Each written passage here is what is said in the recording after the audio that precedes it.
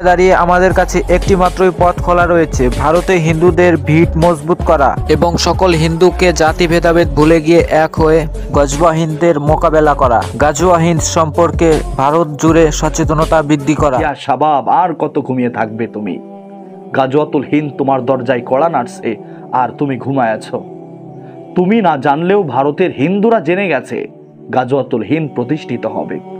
গাজওয়াতুল হিন্দের জন্য তারা প্রস্তুতি নিচ্ছে আর তুমি নাকে তেল দিয়ে ঘুমাচ্ছ। শাবাব, হে যুবক। প্রিয় দর্শক, একটা ভিডিও ফুটেজ আমি আপনাদেরকে দেখাবো, যে এই ভিডিও ফুটেজে আমরা স্পষ্ট হব একজন হিন্দু ছেলে কিভাবে হিন্দুদেরকে ইন্সপায়ার করতেছে, কিভাবে হিন্দুদেরকে জেগে ওঠার জন্য আহ্বান করতেছে।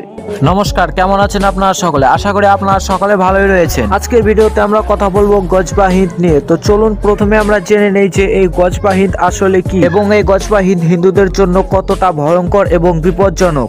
আমি কিছু বাংলাদেশি এবং পাকিস্তানি মৌলাদের মুখ থেকে শুনে যতটুকু জানতে পেরেছি যে হিন্দ শব্দ বলতে এখানে হিন্দুস্তানকে বোঝানো হয়েছে এবং এমন একটা সময় আসবে যখন ইসলামিক লোকেরা হিন্দুস্তানকে জোর করে দখল করবে এবং ইসলামিক দেশ বানানোর চেষ্টা করবে এবং তারা ভারতে ইসলামিক শাসন কায়েম করবে। যদি তারা ভারতে একবার ইসলামিক শাসন কায়েম করে ফেলে তাহলে ভারতে কোনো হিন্দু থাকবে না, সবাইকে জোর করে হলেও তারা মুসলিম বানিয়ে ফেলবে। এর পাশাপাশি আরো যা জানতে পেরেছি যে ভারতকে দখল করার আগে তারা ভারতের পার্শ্ববর্তী দেশগুলোকে দখল করবে এবং তারা সেটা করেও ফেলেছে। অলরেডি বাংলাদেশ, পাকিস্তান প্রায় পুরোপুরি ভাবে ইসলামিক দেশ হয়ে গেছে। আমার এই সমস্ত কথা যদি কোনো সেকুলার হিন্দুর বিশ্বাস না হয় তাহলে আপনারা ছোট্ট একটি কাজ করতে পারেন, গুগলে গিয়ে সার্চ করে দেখে আসতে পারেন। এই সমস্ত কিছু জানার পর যে সমস্ত সেকুলার হিন্দুরা এখনো পর্যন্ত ঘুমোচ্ছেন, আপনাদের ঘুম ভাঙলে আপনি দেখবেন যে শুধু আপনি একাই রয়েছেন এবং বাকি সবাই তো চিড়িয়াখানায় বন্দী। যদি আপনারা ভেবে থাকেন যে ভারত ধর্মনিরপেক্ষ দেশ হিসেবেই সারা জীবন থেকে যাবে তাহলে আমি বলবো আপনাদের এই ধারণাটা মোটেই ঠিক নয়, কারণ সেই সম্প্রদায়ের লোকেরা উঠে পড়ে লেগেছে ভারতকে ইসলামিক দেশ বানানোর জন্য, অর্থাৎ তাদের গজওয়া হিন্দের মতো সেই স্বপ্নকে পূরণ করার জন্য। এই অবস্থায় দাঁড়িয়ে আমাদের কাছে একটি মাত্রই পথ খোলা রয়েছে, ভারতে হিন্দুদের ভিত মজবুত করা এবং সকল হিন্দুকে জাতি ভেদাভেদ ভুলে গিয়ে এক হয়ে গজওয়া হিন্দের মোকাবেলা করা। গাজওয়া হিন্দ সম্পর্কে ভারত জুড়ে সচেতনতা বৃদ্ধি করা। একটা ভিডিও আপলোড করলেও সেটার কোনো লাইক নেই, কমেন্ট নেই, শেয়ার নেই, কোনো রকম রেসপন্স নেই। আর কত ঘুমিয়ে থাকবি রে যুবক? আরে বাংলার জনগণ, আর কত ঘুমিয়ে থাকবি? তোর বোন ফিলিস্তিনে মার খাচ্ছে, তোর বোন ভারতে মার খাচ্ছে, তোর বোন কাশ্মীরে মার খাচ্ছে, তোর বোন আরাকানে, সিরিয়া, সব জায়গায় নির্যাতিত আর নিপীড়িত, বঞ্চিত, নিষ্পেষিত আর পদদলিত তোর ভাই, তোর বোন, আর তুই ঘুমিয়ে আছি।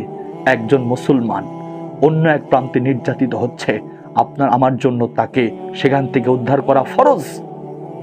নামাজ যেমন ফরজ, রোজা যেমন ফরজ, হজ যেমন ফরজ, জাকাত যেমন ফরজ, তাকেও সেই বেঈমান বদমাইশদের হাত থেকে রক্ষা করা ফরজ। যেটা করেছিলেন মোল্লা ওমর রহমতুল্লাহি আলাইহি, যেটা করেছিলেন ওসামা বিন লাদেন রহমতুল্লাহি আলাইহি। আপনারা জানেন তালেবানের ইতিহাস। আমার মা বোনদেরকে গুহায়, মানে পাহাড়ের গুহায় নিয়ে যেয়ে নির্যাতন করত। মোল্লা ওমর রহমতুল্লাহি আলাইহি যখন ছাত্রদেরকে নিয়ে দর্শ দিচ্ছিলেন, পড়াচ্ছিলেন, তখন একটা চিঠি আসে মোল্লা ওমর রহমতুল্লাহি আলাইহির কাছে। চিঠিটা পড়ার পর মোল্লা ওমর রহমতুল্লাহি আলাইহি চিন্তায় ভেঙে পড়লেন। ছাত্ররা জিজ্ঞাসা করলেন, কি হয়েছে আপনার? আপনি কেন চিন্তিত? আপনার কেন মুখটা মলিন? খুলে বললেন। তারপর ছাত্ররা বলল, ঠিক আছে, আমরা সেখানে যাব। তাদের হাতে অস্ত্র শস্ত্র নাই, বাঁশ লাঠি নিয়ে চলে গেলেন। বাঁশ লাঠি নিয়ে ঝাঁপিয়ে পড়া তালেবান আজকে সশস্ত্র বাহিনী, ইমাম মাহাদির সৈনিক। হে শাবাব, হে যুবক, তুমি শুয়ে থাকো, তুমি ঘুমিয়ে থাকো, তোমার জেগে ওঠার দরকার না। আজকে যদি তোমার মা হতো, বোন হতো, তুমি কি করতে? তুমি কি বসে থাকতে?